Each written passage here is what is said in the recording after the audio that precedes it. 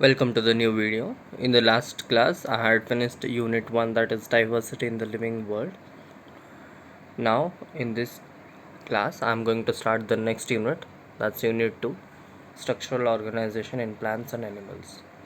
In this unit, we have mainly three chapters, that is morphology of flowering plants, anatomy of flowering plants, and structural organization in animals. So, starting with the first chapter, that is morphology of flowering plants. The wide range in the structure of higher plants will never fail to fascinate us. Even though the angiosperms show such a large diversity in external structure or morphology, they are they are all characterized by the presence of root, stem, leaf, flowers, and fruits. See, first of all, morphology. What do you mean by morphology? Morphology is the study of external appearance or the external structure of a organism. Here we are learning morphology of flowering plants. That means that the external structure of flowering plants. See, if we take a plant, okay, if we uproot a plant, okay, first thing what we will see is there is, you know, a root, okay, which is beneath the ground, okay, and we have a main stem, the to which the branches are attached, and on branches we have leaves, flowers, and fruits. Okay, this is like a ideal plant, ideal angiosperm. Okay, so next paragraph. In chapter 2 and 3, we talked about classification of plants based on morphological and other characters. From any successful attempt at classification and at understanding any higher plant, we need to know standard techniques, terms, and standard definitions. We also need to know about the possible variations in different parts found as adaptations of plant to their environment. Example, adaptation of various habitats for protection, climbing, storage, etc.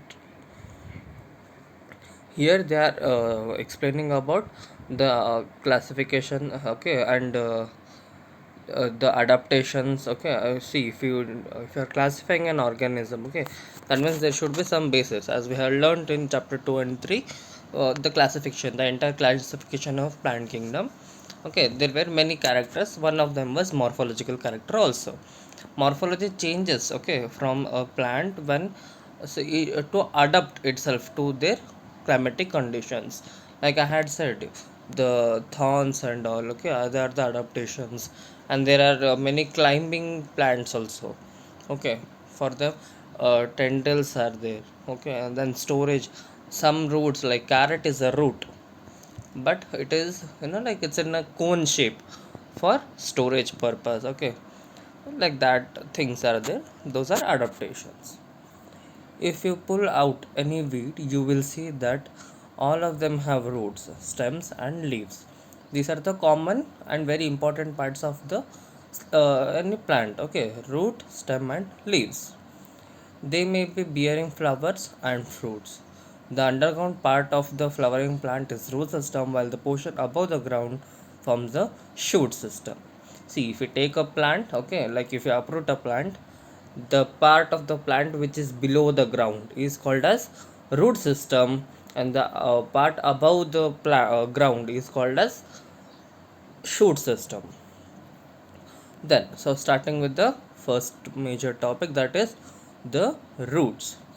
In majority of dicotyledonous plants, the direct elongation of the radicle leads to the formation of primary roots, which grows inside the soil. It bears lateral roots of several order that are referred as secondary, tertiary, etc. roots. Okay, the primary roots and its branches constitute the taproot system. So they are explaining about the taproot system. This should be marked out, the taproot system. How the taproot system is formed? See, first of all, shall I draw it?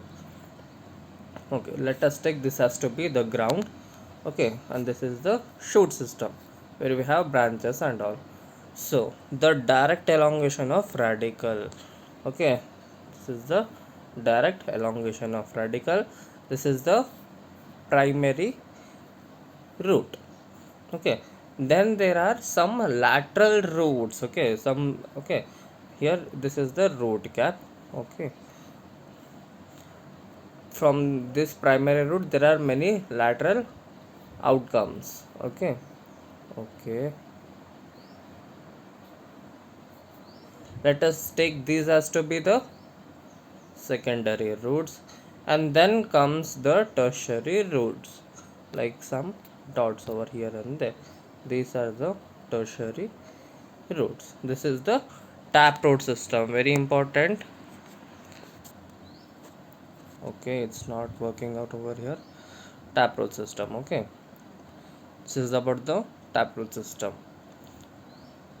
Then, as in the mustard plant, okay, see, these are mostly what, dicot plants. These are, okay, very important part to be remembered over here is these are mostly dicot plants. See, this is very much important, this should be remembered. Dicot plants are what, having taproot system. Okay, as in mustard plant. In monocotyledons, okay, here comes the monocot plants.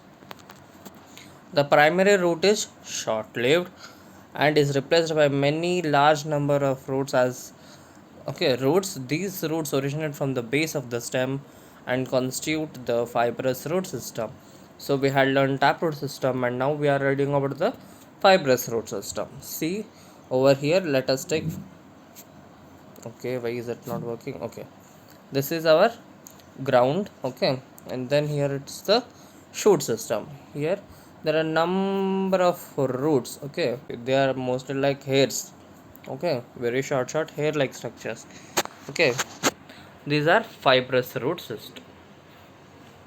So next, as in wheat plant, exactly, wheat plant is the best example of monocot. Okay, it's a monocot plant and it shows fibrous root system. In some plants like grass, okay, and banyan tree, root arises from parts of the plant other than the radical and are called as adventitious roots. This is very important. Adventitious roots. Adventitious roots are those roots, okay, where the root come from the other part of the plant apart from radical. From radical also the root arises, and also from the other part of the plant also root arises. Okay, like banyan tree, huh? Okay, and this is the best example. So coming to the next line, the main functions of the root system are absorption of water and minerals from the soil, providing a proper anchorage to the plant part, storing reserve food materials, and synthesis of plant growth hormone. So over here in the last few lines, okay, they are saying about the main functions of the root system. So the first main function of the root system is absorption of water. Okay, then comes absorption of water, minerals are from the soil. Then providing anchorage to the soil. That means holding the whole plant body. Okay, holding the whole shoot system of the plant body. Okay, is the main function. Then comes the storage of food. Storage of food material, and also it synthesizes some plant growth hormones or the plant growth regulators. These are the functions of the root system. What are the functions of the root system? First thing is absorption of water and minerals. Then comes anchorage to the plant body. Then reserving, okay, the food materials or the storing the food materials. Then comes synthesis of plant growth hormones or regulators. These are the main like functions of the root system. See over here they are saying us about the taproot system, fibrous root system, and the adventitious root system. See over here, that is the first figure. Over here, see, there is the first main root, that is the primary root, then comes the secondary, and then the tertiary root. This is about taproot system. Then comes fibrous root system as in the wheat. Like there are many roots, okay, like we don't have one particular main root as seen over here. See, we have main root over here, but which one is main root over here? We don't have any kind of main root over here, okay. Then this is adventitious roots, okay, like grass and all. This is adventitious roots. Then this, okay, over here we have the main plant body. Shall I erase it? Okay, here we have the main plant body. See, root system and the shoot system. In root system we have primary, secondary and tertiary roots. In the shoot system we have the main stem, okay, which has nodes and internodes. Then comes the buds, then the leaves, okay, then the flowers, okay, and then the fruits. Then coming to the next thing, that is a region of roots. This is the most important thing.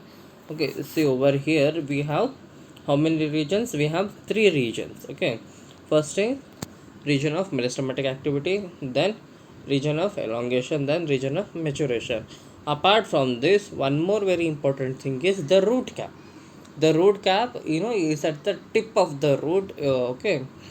So we have four different parts, that is the root cap, then region of meristematic activity, then comes region of elongation, then comes region of maturation. These are the four parts. So reading line by line, the root is covered by the root is covered at the apex by a timber like structure called the root cap, okay.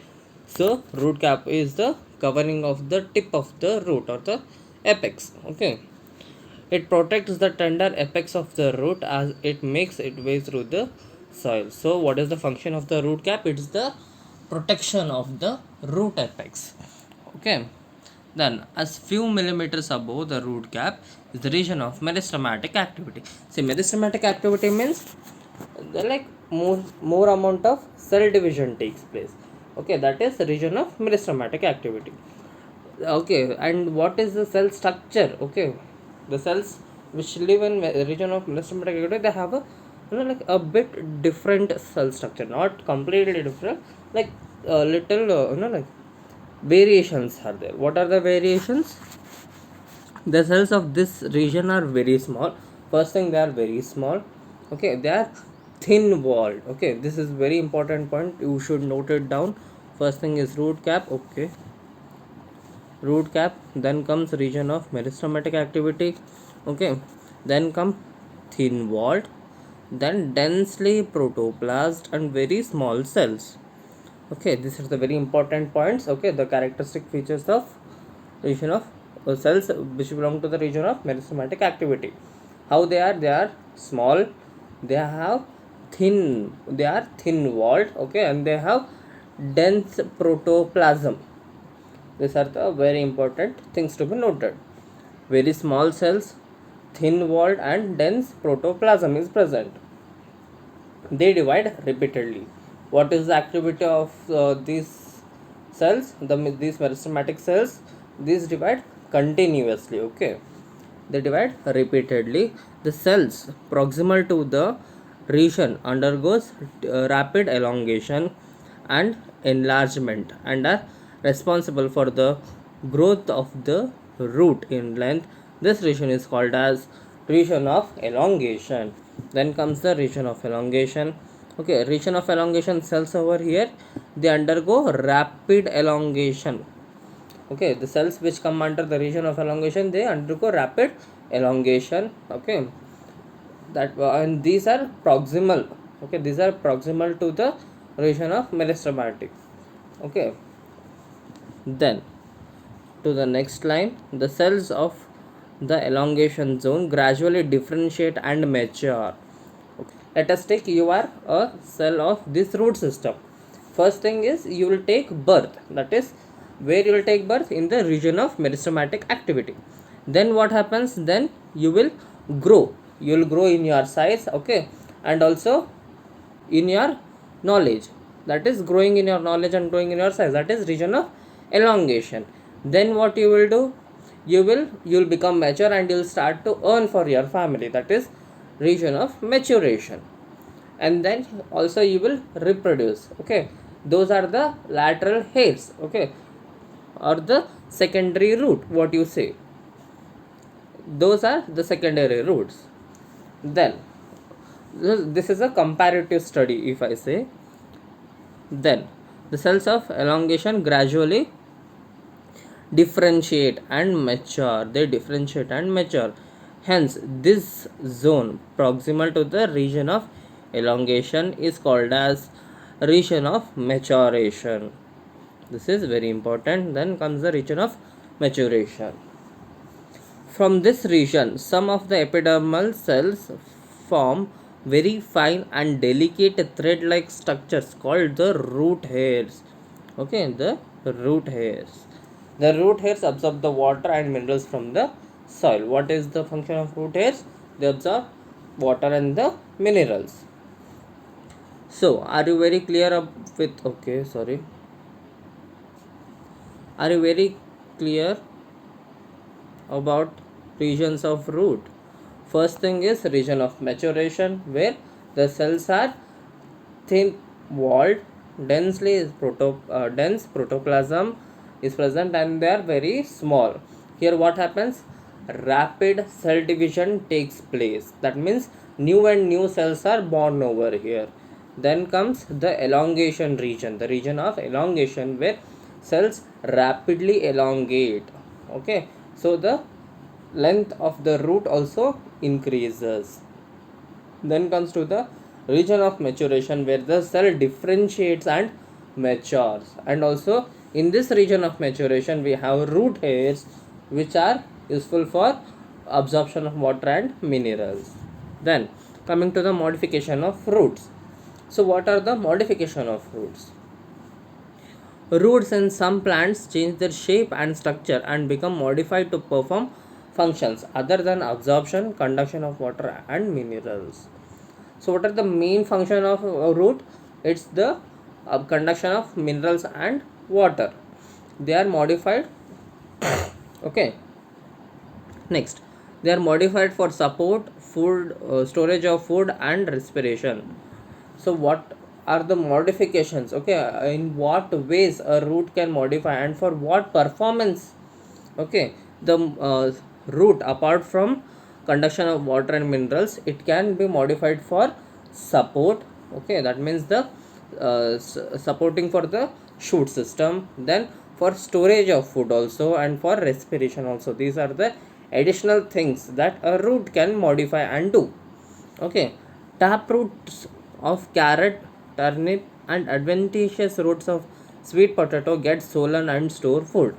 So examples are carrot and turnip for the taproot system, which stores food, and for adventitious root system the sweet potato is the best example which stores food. Can you give some more such examples? They are asking you. Okay, so you can comment if you know the answer for this question. Okay, you can comment it down. Have you ever wondered what those hanging structures that support the banyan tree are? So they are asking another question. What are those hanging structures which support the banyan tree? Okay, they are called the prop roots. They are giving the answer for the question. They are called as the prop roots. Okay. Similarly, the stem of maize and sugarcane have supporting roots coming out from the lower node of the stem. These are called as stilt roots. Okay, see, both the roots are for supporting. Okay, one is the prop root and the stilt root. Okay, prop root come from the branches. Okay, and stilt root come from the nodes. Are you getting it? And prop root is seen in banyan tree, and sugar cane and maize show stilt roots. In some plants such as Rhizophora growing in a swampy area, okay, many roots come out of the ground and grow vertically upwards. Such root called as nematophores help to get oxygen for respiration. So there are nematophore roots also which grow upwards. Okay, that means they are positively phototrophic. Are you getting it? These are nematophores which help for getting oxygen. That means for respiration. Okay, so here I complete the whole topic of root. First thing is about the roots. What kind of root systems are there? First is the taproot and the fibrous root system. Then we have adventitious root systems also. Then coming to the parts or the regions of the root, where we study about the root cap, the region of meristematic activity, the region of elongation, the region of maturation.